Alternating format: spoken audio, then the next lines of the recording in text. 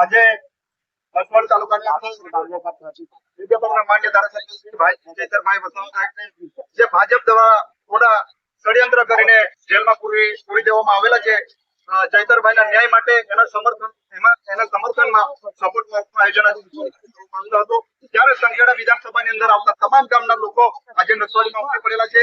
ચૈતરભાઈને ભાજપ ખોટા કેસો કરીને ભાજપની અંદર લઈ જવા માટે કાવા દાવા કરી રહેલા છે. જયારે ભાજપની આ ભારતીય જનતા પાર્ટીની સરકારને 30 વર્ષથી ચલાવી રહેલી છે, એમને હું કહેવા માંગુ છું, આ આદિવાસી સમાજનો દીકરો છે. એ શોષિતો પીડિતો ઓબીસી સમાજ હોય, માઇનોરિટી સમાજ હોય, એસસી સમાજ હોય, તમામ લોકોના અધિકાર માટે લડે છે.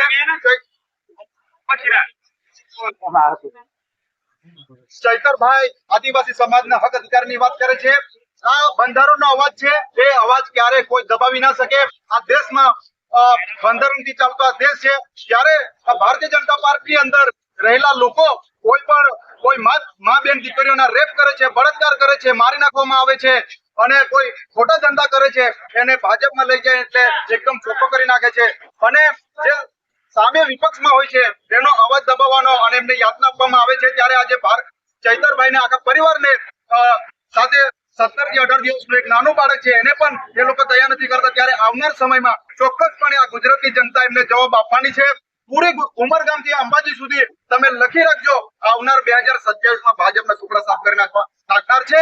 ત્યારે ભારતીય જનતા પાર્ટીની આ સરકારને અમે કહેવા માંગીએ છીએ, આ આદિવાસી સમાજનો દીકરો છે. ગોરા અંગ્રેજો સામે પણ બિરસા મુંડા લડ્યા હતા. તમે આદિવાસી સમાજનો ઇતિહાસ તમે જોઈ લેજો. માત્ર 25 વર્ષની ઉંમરે બિરસા મુંડા શહીદ થયા હતા. ચૈતરભાઈ માટે આવનાર સમયમાં અમારા હક અધિકાર માટે લડે છે. આવનાર સમયમાં આ આદિવાસી સમાજ ચૈતરભાઈ માટે અમારું ધડ પણ ધરી દેવા તૈયાર છે. આવનાર સમયમાં હજારો ચૈતરભાઈ આ ગુજરાતની અંદર ગાંધીનગર સુધી કૂચ કરવાના છે. ત્યારે ભારતીય જનતા પાર્ટીની સરકારને અમે કહેવા માંગીએ છીએ, આ બંધારણનો અવાજ છે, અમારો બંધારણનો અવાજ બહાર નીકળવો જોઈએ. ન્યાય જોઈએ અમને ચૈતરભાઈ માટે, નહીં તો આવનાર સમયમાં અમે ચૈતરભાઈ માટે અમે રોડ રસ્તા પર ઉતરીશું. રસિકભાઈ બેલ, યુવા પ્રભારી, સંખેડા વિધાનસભા.